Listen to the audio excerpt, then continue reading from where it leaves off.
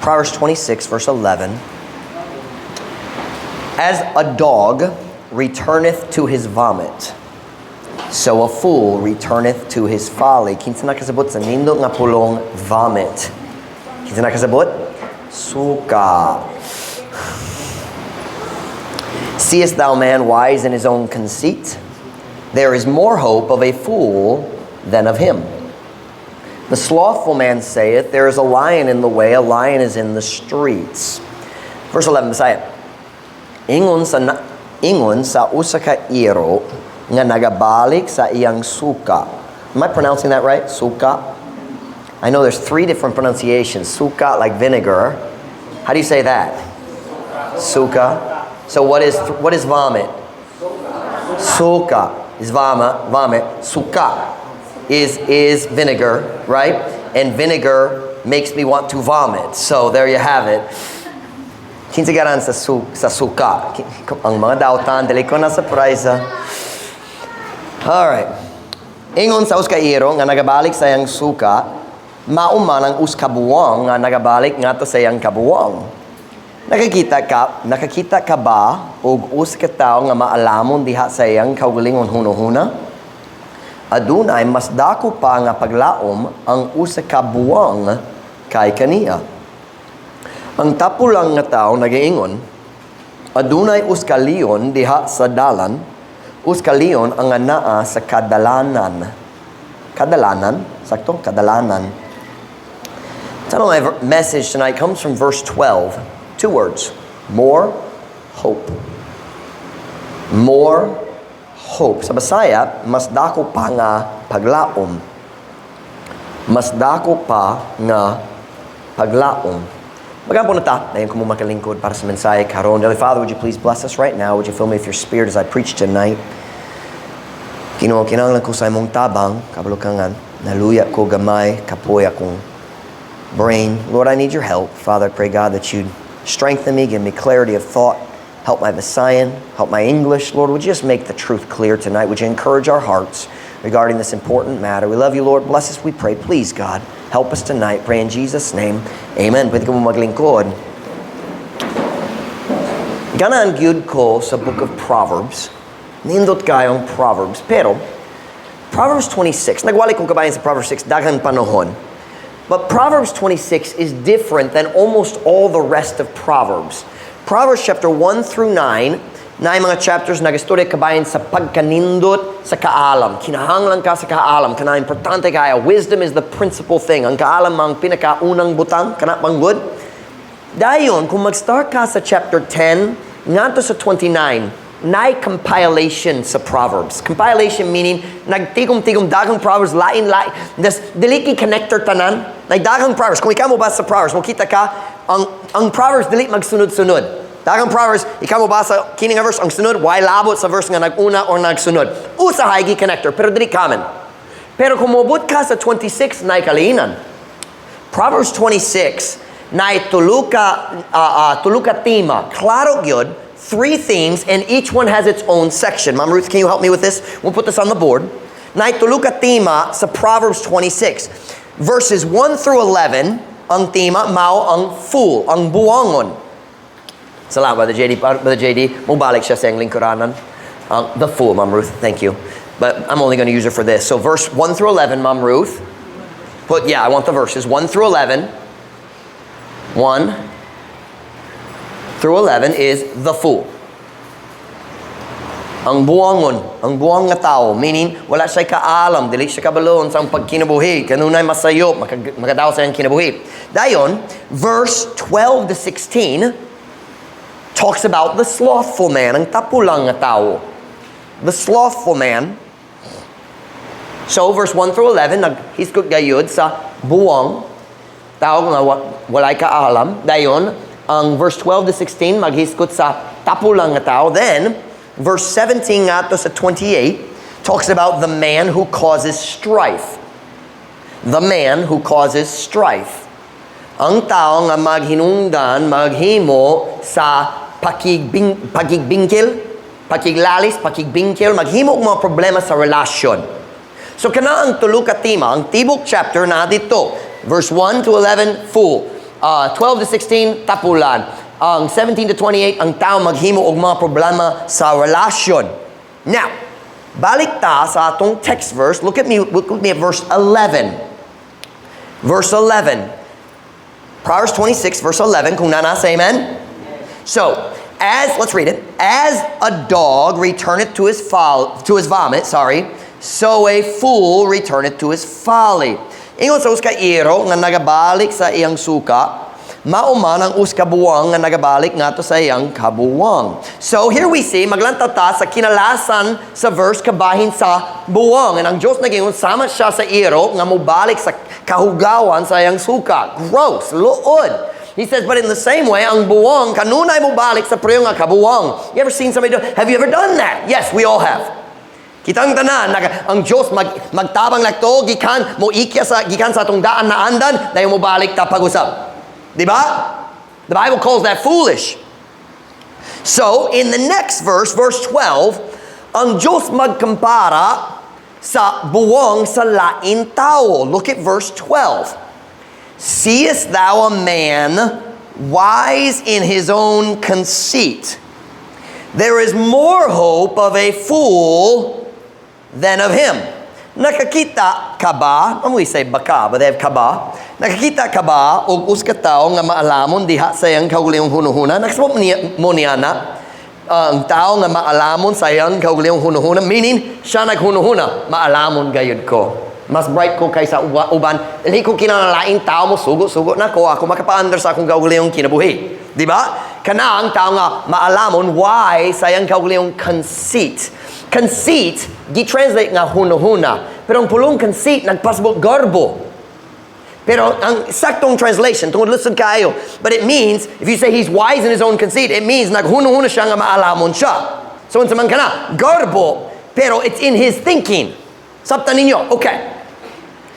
Nakikita ka ba, o gusto ka tao nga maalamon diha sa iyang kaugalingong hunuhuna? Adunay mas dako pa nga paglaom ang uskabuwang kay kaniya. Now, this is a little confusing. Makalibog gamay. Because, English, one of the traits of a fool, nasab niyo, trait, kinaiya, uban sa kinaiya sa buwangon, mao nga siya naghununa bright kaayo siya. Did I say that correctly? Sayo pang grammar gamay, pero nasabtan ninyo, di ba? One of the traits of a fool is, he thinks, I don't need help. Kaya na ko ang tanan, bright kaayo ko, maalamon ko, makahimo ko sa akong kaugalingong mga decision, o okay man ang katapusan sa akong kinabuhi. That is one of the traits of foolishness. But verse 12 isn't talking about the fool. Tungod ang verse 12 nagkumpara sa fool nga to sa lain tao. Y'all see that? Let's read it again. Nakakita ka ba og uska tao nga maalamon diha sa iyang kaugalingong hunuhuna? Adunay mas dako pa nga paglaom ang uskabuwang kay kaniya. So what is God saying here? God is talking about, watch now, verse 11, 1 to 11 is talking about who? And verses 12 to 16 is talking about who? So who is the man who is wise in his own conceit in verse 12? Kinsang tao nga maalamon sa iyang kaugalingong hunuhuna sa verse 12? The slothful man. The slothful man. Look at verse 13. It tells us very clearly, kinsa giistoryahan diri. The slothful man saith, there is a lion in the way, a lion is in the streets. Ang tapulang nga tao nagaingon, adunay uskaliyon diha sa dalan, uskaliyon ang anaa sa kadalanan. Now, nga naman ang Diyos nagkumpara sa tapulan nga to sa buwang. I mean, klaro gyud kung ikaw mo ba sa Proverbs, balik-balik mo kita ka nga ang buwang, ang unang trait, the first trait of a fool is hunuhuna siya nga bright kaayo, kanamo rason dili siya maminaw ni bisang kinsa. That's what it means to be a fool. So nga naman ang Diyos nagkumpara og nagtawag kaniya ang tao nga garboso, dili mo dawa sa tambag. Unsay kalahinan? What is the difference between the fool and the slothful man? It's actually very simple. Listen to what I'm about to say. Not all foolish people are lazy. Dali ang tanan tao nga buwangon sa ilang mga decision, tapulan pod. Have you ever met somebody who was really stupid in their decisions, but they were makugihon sila gyapon? Okay, so buwang sila sa mga decision, pero dili tapulan. Okay, naitagang tao sa maniyana. Nga kanamoras na mga tao mauswagong gayud sa ilang negosyo pero nadaot gyud ang kaminyoon. Di ba? Unsa man na, bright kaayo makugihon gyud pero kulang ang kaalam. So not all foolish people are lazy.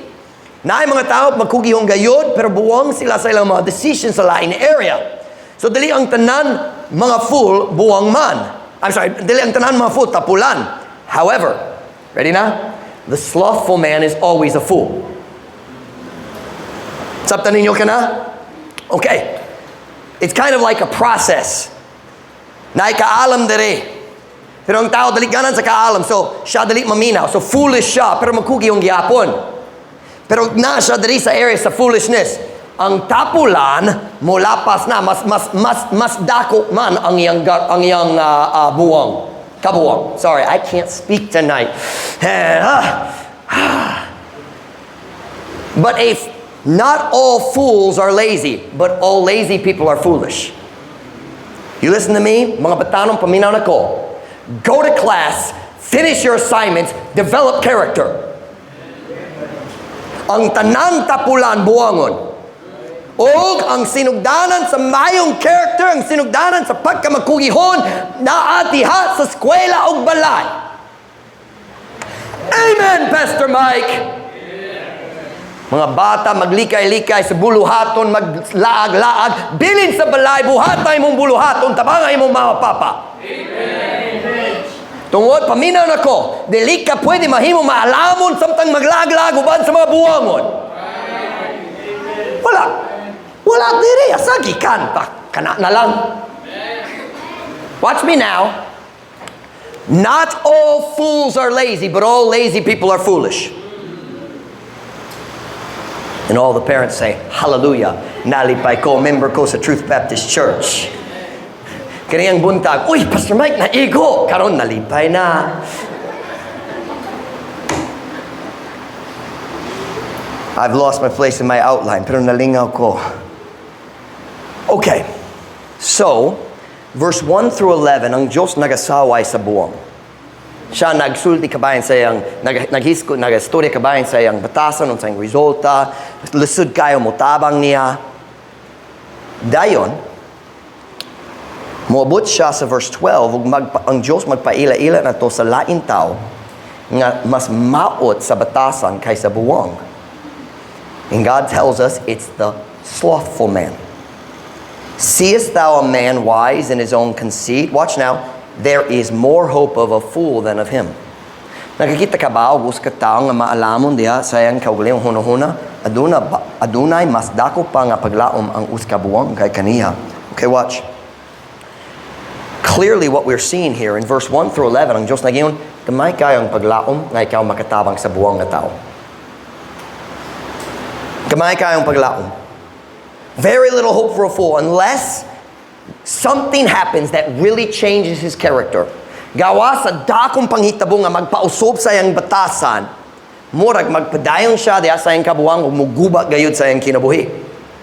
Padayon siya maghimo maon mga decision, dayon magbaso siya sa uban para sa resulta, bisan ang resulta maitabo tungod sa iyang kaugalingong decision. That's, by the way, that's what foolishness is. Ang kabuwang, maong pa ang tao, maghimo sa maon nga decision, ang maon nga resulta mo dangat, o sa magbaso sa uban para sa resulta sa iyang kaugalingong decision. Magpadayon siya, magbaso sa uban, o sa katapusan, magubat, gayud siya sa iyang kaugalingon. That's the fool. And God says, gamay kayong chance na ikaw mo tawag niya. Dayon siya magsulti, pero nailaing nga masamot pa. Kaysa ito, nailaing masamot pa. Mas gamay ang paglaom para sa tapulan. That's what it's saying. I know it said there is more hope. Pero gamay kayo ang hope dire. Pero mas dakong paglaom para kaniya kay dire. So what he's saying, mas gamay ang paglaom dire kay dire o gamay kayo dire. Turn with me to Proverbs 21:25. Why is it so hard? Nga naman lusod kayo mutabang sa tambay. Nga naman lusod kayo mutabang sa tapulan. Look at Proverbs 21 verse 25. Kung nasa amen? The desire of the slothful man killeth him, for his hands refuse to labor. He coveteth greedily all the day long, but the righteous giveth and spareth not. Ang tingwa sa tapulan, nagapatay kaniya, kay ang iyang mga kamot, nagdumili sa paghago. Dili siya makapugo sa iyang kaugalingon nga mag-work. Siya sa hinakog, what does hinakog mean? Oh, greedily. Okay. Siya sa hinakog, nagakaibog sa tibok adlaw. Apan ang matarong nagahatag o wala nagahikaw. So what are we seeing here? Ang tapulan na tao, nagdagambot ka ng kunyana. Pero dili siya makakuha, kay tapulan siya, dili siya ka na mag-work. That's what it says.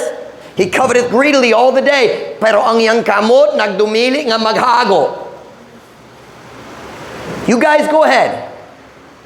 Dugay-dugay, lingaw-lingaw sa imong cellphone, sa computeran. Mag-develop ka sa batasan nga maghimo nimo pobre sa imong tibok kinabuhi. Nga naman walay taon na luoy na ako. Kay butol ka. Ang Biblia nagyong buwang. Get out of the computer on, turn off your cell phone, and do your house chores. Go to class and do your assignments. And pwede ko maglabot-labot kamay? Ayaw magkopyo-kopya.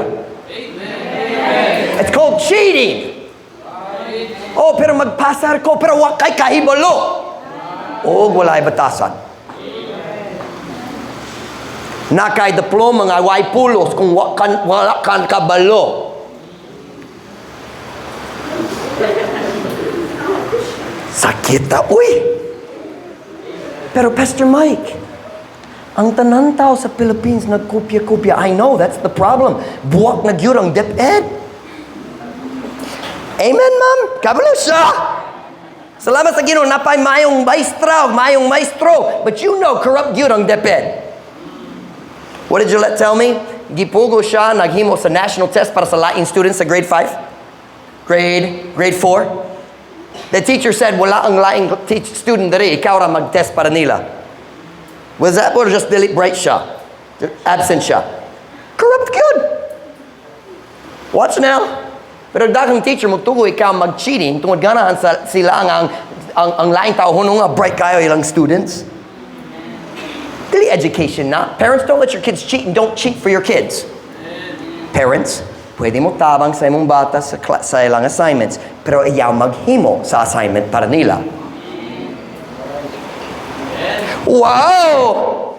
Si Pastor Mike nahibalo! I thought I was sick. I feel pretty good. Watch now. I understand lots of cheating happens in public schools. It happens sometimes in this school until we catch them. But watch me now, parents, you don't have to allow it. Every child in the world, kung naay chance nga mag-cheat, murag mag-cheating yun siya, kay tapulan ng tanan. Parents, catch your kids when they cheat and make them do it again. Amen. Mom, if you want to send this home to your parents of your students, that's fine. And I mean this. I thank God for the teachers in DepEd who are righteous. I do. We need better teachers. How did I get over there on DepEd? Can I put wala diri sa outline? Wa ko kabalon sa naitabo. Where are we here? Nga naman lisod kaya mo tabang sa tapulan. Because watch. Because you can't help somebody who's not willing to do what he needs to do. Dali ka makatabang sa tao nga dali buot mo himo sa butang nga gikinahanglan. I already read that verse. Hold on, where am I now? Here's the key. Ang tapulang nga tao nagatuo nga pobre siya ug lusuri ang kinabuhi tungod dili fair ang society. O kung ang tao musulti niya, ang problema mao ang imong katapulan, dili siya modawa sa ilang tambag. Turn back with me to 26, Proverbs 26:16. Proverbs 26:16.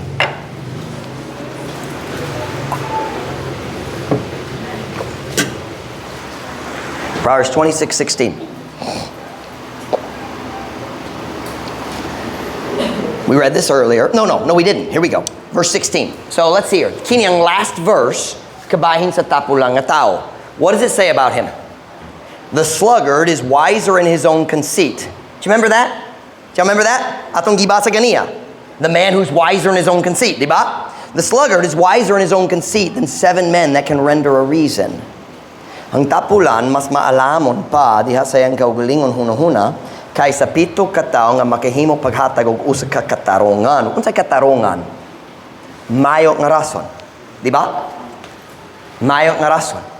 Meaning, maalamon sila. Di ba? So, unsay ang gisulti?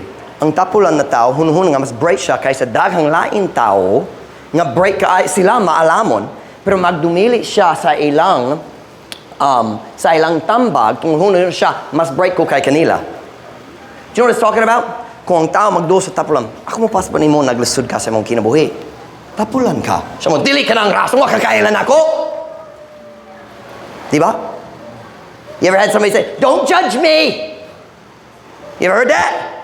Kanang gisulti sa tapulan. Wala ka nakasabot sa akong kahimtang. Dili siya maminaw. Kung hunahuna siya, mas bright ko kay kanila.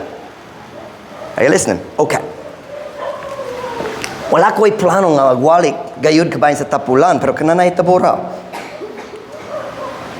I was just trying to give the background to the verse. Arong klaro tong pagsabot.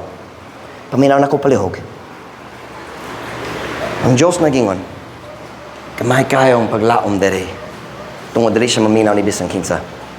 Pero mas kamay ang paglaom para niya. Tungod tapulan ug dali maminaw. Are you listening? But here's the point I want you to notice. The sermon tonight was not supposed to be isog. I don't know how that happened. Here's the truth of the message tonight. Are you ready?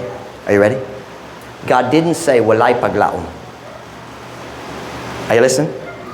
He didn't say, walay paglaom. He said, mas dako pa ang paglaom para kaniya kay kaniya. Do you know what that means? Listen to me. Listen to me. Do you know what that means? That means there is always some hope. Bisan ang tao dali maminaw na pay paglaom. Bisan ang tao nagtapol na gayo dugay na siya bad habits gikan sa iyang pagkabata, yang kinikanan wala nagtulot niya sa saktong paagi sa atay gamay pa siya ug dayon wala kanunay nagdevelop siya sa maon nga mga batasan ug dili mayo yang naandan. Watch now, nagyapon ang paglaom. Are you listening to me this afternoon? The message this afternoon is actually the opposite of what it sounds like I was going. There's always hope. Kanunay na ay paglaom alang sa tanan.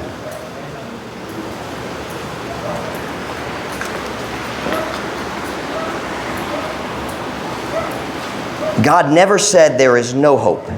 And here's why. Hangtod na pay Diyos, na pay paglaom. There is more hope for a fool than for a slothful man. Pero nagpasabot, nagyapon paglaom, bisan gamay. Hangtod nga ang Diyos buhi pa, napay paglaom. Watch now, watch me now.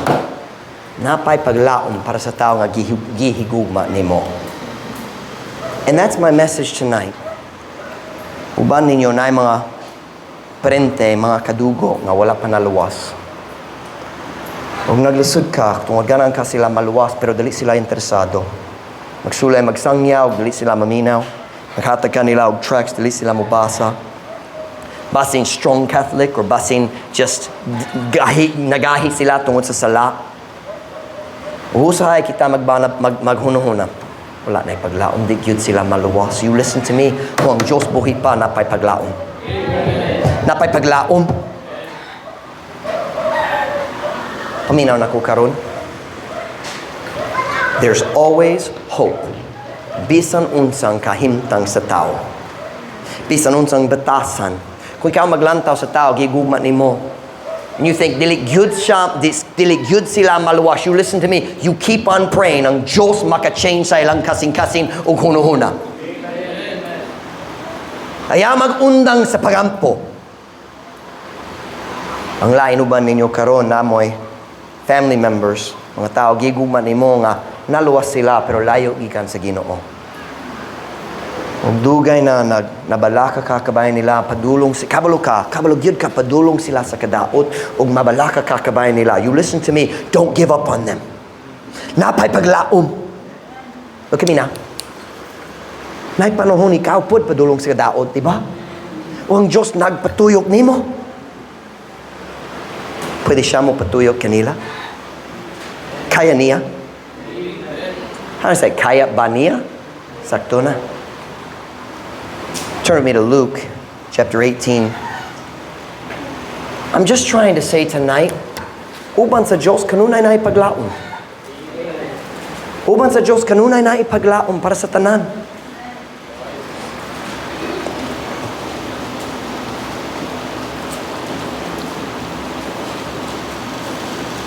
Turn with me to Luke chapter 18 verse 1. Na parable diri gisulti ni Kristo. Tell you what, para sa time, mubasa ko sa Bisaya lang. Luke chapter 18 verse 1, kung nanasa, amen? Og siya misulti sa uskasambing nga ato kanila alang ni ining atumong nga ang mga tao kinahanglan sa kanunay magampo og dili sa pagkaluya. Nga nagiingon, dihay maghuhukam sa uskas syudad nga wala nahadlok sa Dios ni nagatahod sa tao. Ug dihay uska byuda diha niya nga syudad ug siya miato nga to kaniya nga nagiingon, ipanimalos ako sa akong kaaway. Ug siya dili buot sa makadjud, apan pagkahuman siya miingon sa sulod sa iyang kaugalingon, bisan ako wala mahadlok sa Dios ni nagatahod sa tao, apan tungod kay kining byuda nagasamo kanako, siya akong ipanimalos aron dili pinagi siyang mapadayonon nga pag-anhi siya magapaluya kanako. Ug ang Ginoo miingon, paminawa unsa ang giingon sa dili matarong nga maghuhukam og dili ba ipanimalos sa Dios ang iyang kaugalingon nga mga pinili nga nagatuaw adlaw ug gabi ngadto kaniya, bisan siya nagpailog og dugay kanila. Ako magsulti kaninyo nga siya manimalos alang kanila sa madali, bisan pa niya na sa diha nga ang anak sa tao nagaabot, siya ba makakaplag og pagtuo dinhi sa yuta? Do you know what God's saying here? Usahay kita magampo, ang Diyos madugay mo tubag. Padayon sa pagampo. Kinsang giguman nimo na wala pa naluwas? Nagbati ka, di gyud sila maluwas. Padayon sa pagampo. Kinsang giguman nimo naluwas na pero wala sila faithful diri sa simbahan, basing nalayo na gyud sila gikan sa Ginoo. Padayon sa pagampo. Unsa kadugay ang the Guzmans na diri? Naghula, naglaom, o karon matag Domingo sa buntag, si Ma'am Mercy ug si Ma'am Luzminda na dere. Ang Diyos ra makahimo ni ana. Ang Diyos ra makahimo ni ana. Pero ang kinahanglan ta magampo. Kinatong problema. Ang Diyos maghula madugay o kita maluya sa pagampo. Magundang ta pagampo. Why? Did you see what it said at the end? Sa diha nga anak sa tao nagaabot, meaning nagbalik si Kristo ngani sa kalibutan, siya ba makakaplag og pagtuo dinhi sa yuta? Do you know what he's saying? Ang rasa ng tao magundang sa pagampo, tungod kulang atong pagtuo. Ang Diyos na dugay na, murag di kyud siya motubag, wa ka kabalo, napay paglaom buhi pa ang Diyos. The Bible naging on Matthew 19:26, but Jesus beheld them and said unto them, with men this is impossible, but with God all things are possible. Apan si Jesus mitan-aw kanila ug miingon ngadto kanila, pinagi sa mga tao kini dili mahimo, apan pinagi sa Dios ang tanan mga butang mahimo. Can I ask you a question? Do you believe that? Kaya niya, kabalo kong kaya niya. So nga naman dalita magampo. Nga naman kita maluya sa pagampo. Pastor Mike, dili gyud, gahig gyud ang ilang kasing-kasing, dili gyud mausob. Wa ka kabalo pa tayo sa pagampo. Pila ka tao kaha karong gabi Sa una, nag-ampog ka para sa imong parentes, para sa imong gigugma, pero nag-stop na. Let's get back to praying for the people we love. Ang pawarata para sa tao nga gigugma na to, wala ka kabalo unsa gihimo sa Dios diha sa background. Kadali makita na to. Paminaw nako, kung kita nagaampo ang Dios nagalihok. Bisan dili makita na to. Kung ikaw nagaampo ang Dios nagapahula kanimo. Watch now. Padayon sa pagampo. And listen, while you pray, keep on serving God. Samtang ikaw magampo, padayon sa pagpangalagad sa Ginoo. Watch now. Samtang ikaw magampo nga imong parente maluwas, pag-share sa gospel sa uban nga ganahan maluwas. Akong papa nagyon ako sa story kabahin sa kaila niya.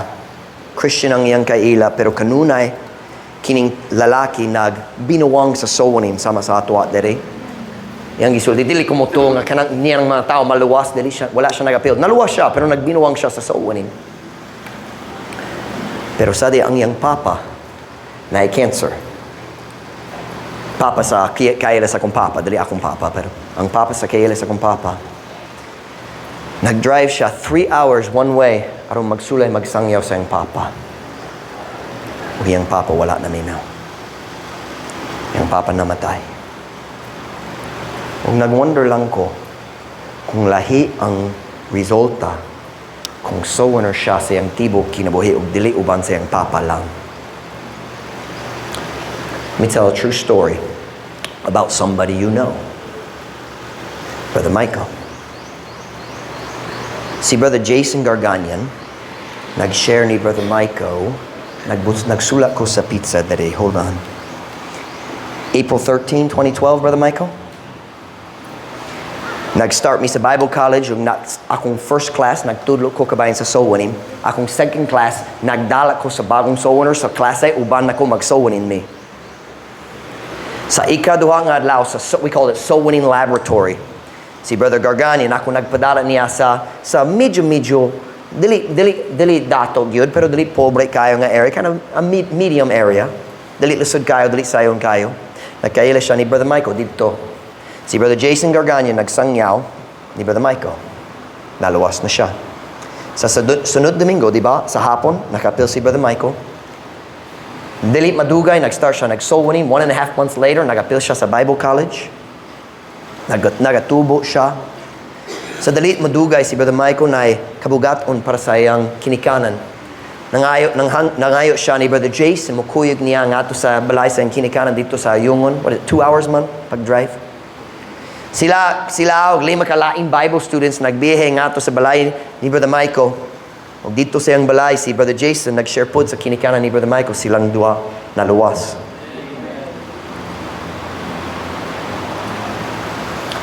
Eventually, si Brother Michael nag-work sa route dito sa among ministry sa namin transportation routes dere, nakapil siya sa transportation route. Ug ang iyang area maong lugar sa pamilya ni Jason Garganian. Ug matag simana nakabisita siya dito, nagkaila siya sa kinikanan ug pamilya ni Jason Garganian. Na Jason Garganian ang nag-share kaniya. Nainumdum ko. April 18, 2015. Si Brother Michael nag-message na ko. Nag-share ko sa papa ni Jason Garganian nung naluwas siya karon. Paminaw. Sa diya si Jason, nagsangyaw ni Michael, what siya idea, nagasangyaw siya sa tao na magpaluwas sa iyong papa. You listen to me, samtang ikaw magampo para sa tao nga gigugman mo, padayon sa pagpangalaga sa Ginoo. Basin ng Diyos mo padala og lain sower ngadto kanila. Basin dili sila maminaw nimo, pero basin sila maminaw sa uban. Padayon ta magampo para kanila giguman nato. Sila nga wala pa naluwas, ang Ginoo ganan mo luwas nila. Ang Ginoo na igugman nila labaw sa imong gugma para nila. Ang mga tao na backslide layo gyud gikan sa Ginoo, ang Ginoo ganan mutabang nila. Pero kita kinahanglan padayon mo gampo. Naluya ba ka sa pagampo? Nagundang ba ka sa pagampo para sa tao nga gigugma nimo tungod huno ka wala na paglaom? Bisan unsang batasan sa tao napay paglaom. Ang Ginoo makapabalik kanila kung naay bisan usa, if there's just one who's willing to continue to pray. Whenever head bowed, every eye closed.